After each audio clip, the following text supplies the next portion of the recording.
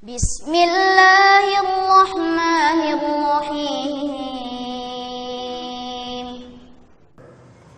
Yang ke-12, termasuk kesalahan yang banyak terjadi adalah sholat tarawih dengan cepat sampai pada tingkatan tidak tumak ninah. Kalau sudah tidak tumak ninah, nggak mungkin khusyuk. Kalau sudah tidak tumak ninah, tidak mungkin khusyuk. Dan tumak ninah adalah rukun sholat. Rukun sholat kalau tidak ada, menjadikan sholat itu batal. Makanya kepada al-musi' sholatahu, orang yang salah dalam sholatnya, ketika dia tidak tumak ninah, Nabi SAW mengatakan kepadanya, "Sholli fa innaka lam tusalli." Sholat lagi karena kamu belum sholat. Kemudian dalam hadis yang diriwayatkan Imam Ahmad, Rasulullah SAW juga bersabda, "Ya ma'syaral muslimin, la salata liman la yuqimu sulbahu fir ruku'i was sujudi." Wahai kaum muslimin, tidak ada salat bagi orang yang tidak meluruskan punggungnya ketika ruku dan sujud. Jadi punggungnya belum sempurna ruku, dia sudah bangkit lagi. Belum sempurna sujudnya, dia sudah bangkit. Dan dia tidak akan bisa mentadabburi bacaan-bacaan sholatnya. Kalau terlalu cepat, nggak akan bisa dia mentadabburi. Bahkan jemaah sekalian, membaca Al-Fatihah dianjurkan dipotong setiap ayat. Maksudnya berhenti setiap ayat dan diam sebentar. Karena Al-Fatihah itu dialog langsung dengan Allah. Ketika hamba mengucapkan Alhamdulillahi Rabbil Alamin, maka Allah berfirman, "Hamidani abdi," hambaku memujiku. Ketika hamba mengucapkan Ar-Rahmanir Rahim, maka Allah berfirman, "Asna alayya abdi," hambaku menyanjungku. Dan seterusnya. Langsung Allah jawab setiap ayat. Maka disunahkan baca Al-Fatihah itu dipenggal-penggal atau berhenti kita setiap ayat, berhenti sejenak lalu dilanjutkan kembali. Baik, ini termasuk kesalahan yang bahkan sampai membatalkan sholat, tidak tumak ninah. Jemaah sekalian, pendapat yang lebih kuat, sholat tarawih itu tidak masalah, mau 8 mau 20, lebih pun tidak masalah. Karena Nabi SAW mengatakan, sholatul laili masna masna, sholat malam itu dua-dua. 2 rakaat salam, 2 rakaat salam, 2 rakaat salam, 2 rakaat salam, dan seterusnya. Jadi bisa berapa saja. Makanya berdasarkan hadis ini juga kurang tepat kalau kita bikin 4 rakaat salam. Karena hadis mengatakan 2 rakaat salam. Adapun hadis yang menyebutkan 4 rakaat Nabi SAW sholat, kemudian beliau berhenti, itu maksudnya beliau beristirahat. Beliau beristirahat sebelum melanjutkan ke rakaat berikutnya. Jadi bukan maksudnya beliau sekaligus 4 rakaat baru salam. Itu pendapat yang lemah. Pendapat yang kuat adalah 2 rakaat salam, 2 rakaat salam. Hadis ini mengatakan 2 rakaat salam, 2 rakaat salam. Tidak ada batasan. Maka pendapat yang lebih kuat, sholat tarawih itu tidak ada batasan. Tapi seandainya kita ikut Nabi SAW, kebanyakan sholat beliau 11 rakaat, maka itu bagus. Tapi usahakan juga kita ikuti panjangnya. Jangan hanya ikut jumlahnya, tapi nggak ikut panjangnya. Makanya sebagian ulama mengatakan, kalau kita mau pendek-pendek saja, lebih bagus 20. Jadi lebih panjang sholat kita. Iya. Nah jemaah sekalian, yang ingin saya ingatkan, jangan sampai mau sholat banyak, lalu kemudian buru-buru. Itu dia masalahnya. Pinginnya 20 rakaat supaya banyak, tapi kemudian pembalap pun kalah. Ya. Sholatnya cepat sekali. Itu yang jadi masalah. Lebih baik 11, tapi pelan, daripada kita pingin banyak, lalu kemudian tidak tumak ninah, tidak khusyuk, tidak mentadabburi bacaan-bacaan yang kita baca dalam sholat. Iya. Kemudian yang ke-13,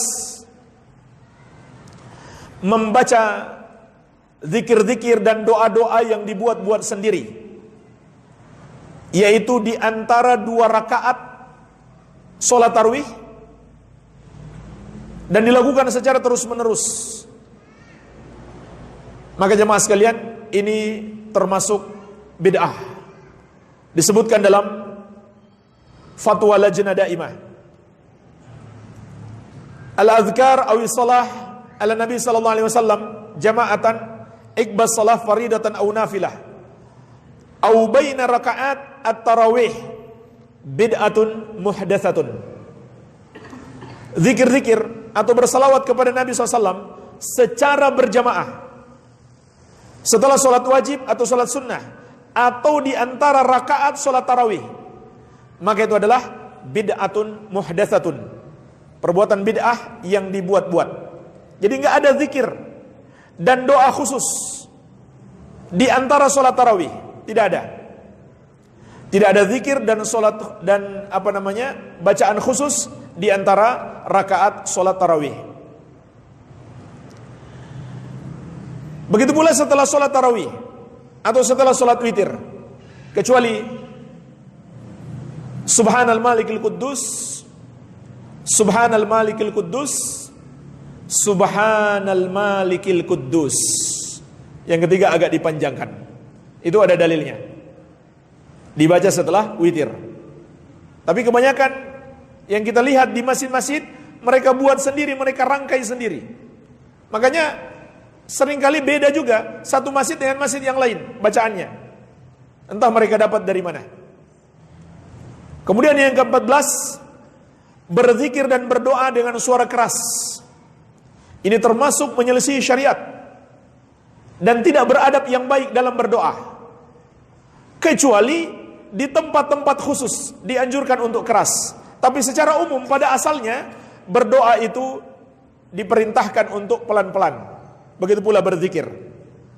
Dalam surat Al-A'raf ayat ke-55 Allah mengatakan, "Ud'u rabbakum tadarru'an wa khufyah, innahu la yuhibbul mu'tadin." Berdoalah kepada Rabbmu dengan merendah diri dan suara yang lirih, yang lembut. Jadi enggak boleh keras-keras. Sesungguhnya Allah tidak mencintai orang-orang yang melampaui batas. Kita khawatir berdoa keras-keras itu melampaui batas. Kemudian di surat Al-A'raf ayat 205 Allah berfirman, "Wadhkur rabbaka fi nafsika tadarru'an wa khifatan wa dunal jahri minal qaul bil guduwi wal asali wa la takum minal ghafilin." Dan berzikirlah kepada Rabbmu, sebutlah nama Rabbmu di dalam dirimu, tadarru'an wa khifah, dengan merendah dan dalam keadaan takut, wadunal jahri minal qaul, dan tanpa mengeraskan suara. Tanpa mengeraskan suara. Ini ada berzikir. Bil gudui wal asal, baik di waktu pagi maupun petang, wala takun minal ghafilin, dan jangan kamu termasuk orang-orang yang lalai. Kemudian Allah memuji Nabi Zakaria alaihissalam dalam surat Maryam ayat kedua. Dzikru rahmati rabbika abdahu Zakaria idh nada rabbahu nidaan khafiyya. Allah jelaskan penyebutan tentang rahmat Rabbmu kepada hambanya Zakaria ketika dia berdoa kepada Rabbnya dengan suara yang lirih, suara yang lembut, pelan, tidak keras. Dan jemaah sekalian, dalam hadis Bukhari dan Muslim dari Abu Musa al-Asy'ari radhiyallahu anhu, para sahabat pernah berzikir secara keras. Maka Nabi SAW bersabda kepada mereka, "Irba'u ala anfusikum, fa innakum la tad'una asamma wala ghaiba, tad'una sami'an basiran qariba." Kasihani diri kalian sendiri, karena sesungguhnya kalian tidak sedang memanggil yang tuli serta yang jauh. Sesungguhnya yang kalian panggil itu maha mendengar, maha melihat, lagi maha dekat. Jadi dilarang oleh Nabi SAW ketika para sahabat bersuara keras. Walaupun jemaah sekalian, ada tempat-tempat khusus yang dianjurkan keras. Contohnya apa? Takbir Idul Fitri dan Idul Adha dianjurkan keras. Tapi keras di sini bukan berarti berteriak-teriak. Begitu pula talbiyah, dianjurkan juga bersuara keras bagi laki-laki. Takbir Idul Fitri dan Idul Adha dan talbiyah hanya dianjurkan bersuara keras bagi kaum laki-laki saja. Iya. Kemudian yang ke-15, zikir dan doa berjamaah. Tadi kita sebutkan fatwa lajnah daimah, al-adhkar awis salatu ala nabi sallallahu alaihi wasallam jama'atan. Berzikir atau bersalawat kepada Nabi sallallahu alaihi wasallam secara berjamaah.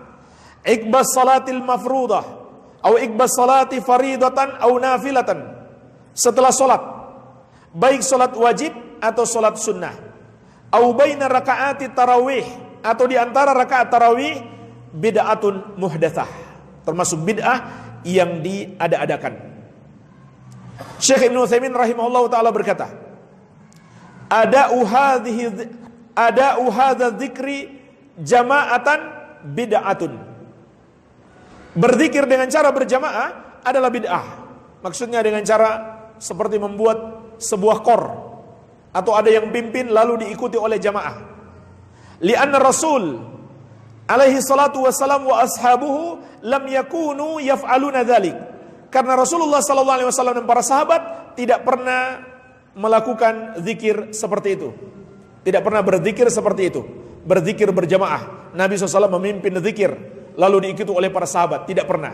Tidak habis sholat 5 waktu, tidak habis sholat sunnah, tidak habis sholat tarawih atau di antara sholat tarawih. Bal kullun yadhkuru ala nafsih. Akan tetapi setiap mereka berzikir sendiri, yaitu Nabi SAW dan para sahabat. Lakinnahum yajharun. Namun mereka juga mengeraskan zikir di tempat-tempat yang dianjurkan dikeraskan, seperti talbiyah dan takbir Idul Fitri maupun Idul Adha. Jemaah sekalian, adapun doa berjamaah. Doa berjamaah, satu berdoa lalu diaminkan oleh banyak orang. Maka kata Syekh Ibnu Utsaimin rahimahullah, ini boleh, namun jangan dijadikan kebiasaan. Jangan dijadikan kebiasaan. Kalau kadang-kadang saja boleh. Kalau kadang-kadang saja boleh. Tapi kalau dirutinkan setiap habis sholat, setiap habis acara, dilakukan doa bersama, ini tidak ada contoh dari Rasulullah SAW dan para sahabat radhiyallahu anhum ajma'in. Baik. Kemudian yang ke-16, termasuk kesalahan meninggalkan imam sebelum imam selesai. Misalkan imam sholat tarawih 20 sampai witir 23, baru 8 kita sudah tinggal. Ini salah. Ini tidak tepat.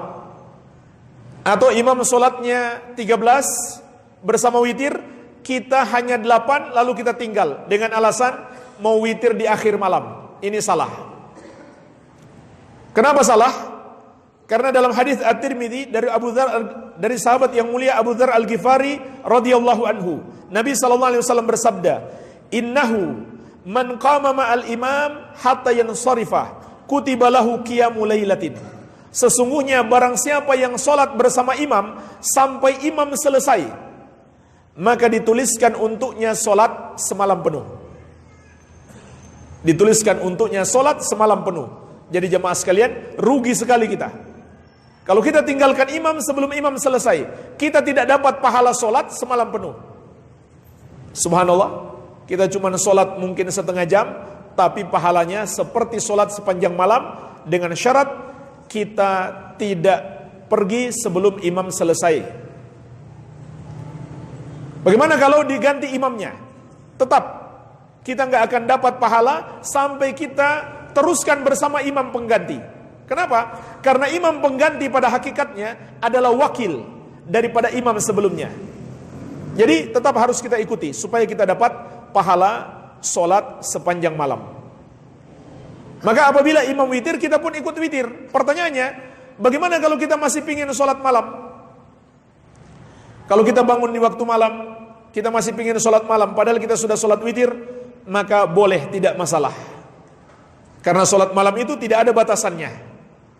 Yang dilarang itu adalah witir 2 kali. Jadi kalau kita sudah witir, jangan sholat witir lagi. Kita mau sholat malam, 2 rakaat salam, tanpa sholat witir lagi, tidak masalah.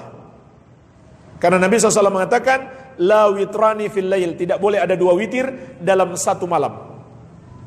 Lalu bagaimana dengan hadis? Ij'alu min akhiri salatikum fil lail witran. Jadikan sholat kalian terakhir adalah witir. Maka jemaah sekalian, ini perintah tapi tidak wajib, hukumnya sunnah. Jadi tidak mengapa kalau kita witir bersama imam dan nanti kita sholat malam lagi, walaupun akhir sholat kita di waktu malam bukan witir, maka tidak mengapa karena dia tidak wajib. Baik. Kemudian yang ke-17, membiarkan anak-anak bermain saat sholat dan berisik di masjid. Ini sangat disayangkan. Anak-anak tidak dikasih pendidikan. Betul mereka tidak berdosa karena mereka belum balik. Yang berdosa orang tuanya yang tidak memberikan pendidikan kepada anak-anak. Dan faktanya jemaah sekalian, banyak anak walaupun dia masih kecil, tapi orang tuanya berikan pemahaman masjid itu tempat ibadah, masjid itu harus dimuliakan. Maka ketika dia ke masjid, dia betul-betul jadi anak manis, tidak berisik, sholatnya pun serius. Saya saksikan banyak anak-anak seperti itu, karena di rumahnya orang tuanya mendidik, walaupun dia masih kecil. Tetapi sangat disayangkan orang tuanya tidak memberikan pemahaman. Kemudian berisik di masjid nggak dilarang lagi, dibiarkan saja. Lagi kajian, ceramah, taklim, anak-anak berisik, ribut. Bahkan lagi sholat, mereka sholat sambil bermain-main, ketawa-ketawa. Mereka tidak berdosa. Yang berdosa orang tuanya yang membiarkan mereka. Dan semua orang dewasa yang diam saja, nggak menegur anak-anak itu, semua kena dosa. Anak-anak nggak berdosa karena mereka belum balik. Tapi semua orang dewasa yang membiarkan mereka, terutama orang tuanya, mereka semuanya berdosa. Membiarkan anak-anak tersebut mengganggu orang banyak, tidak memuliakan masjid. Jadi jemaah sekalian, berikan pendidikan yang baik kepada anak-anak kita. Tegur mereka kalau main-main di masjid, apalagi ketika sedang sholat, jangan dibiarkan.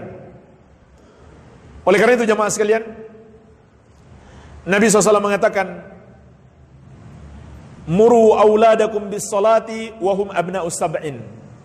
Perintahkan anak kalian untuk sholat ketika mereka umur 7 tahun. Kenapa tunggu 7 tahun? Karena umumnya anak 7 tahun itu sudah mumayyiz dan sudah ngerti kalau dibilang ini benar, ini salah, dia paham. Makanya anak di bawah 7 tahun janganlah dibawa ke masjid, kecuali kalau dia anteng saja, tidak ribut, tidak berisik, maka tidak masalah. Tapi kalau dia masih berisik dan ditegur nggak paham, nggak ngerti, maka tidak boleh kita bawa ke masjid. Bahkan kalau dia belum ngerti sholat, wudhu pun tidak, jangan kita letakkan di tengah sof, itu memutus sof. Letakkanlah dia di paling pinggir. Jadi paling pinggir, jangan di tengah-tengah sof. Iya. Itu pun maksudnya kalau dia nggak bermain, tidak mengganggu jamaah di masjid, maka boleh dibawa ke masjid. Baik.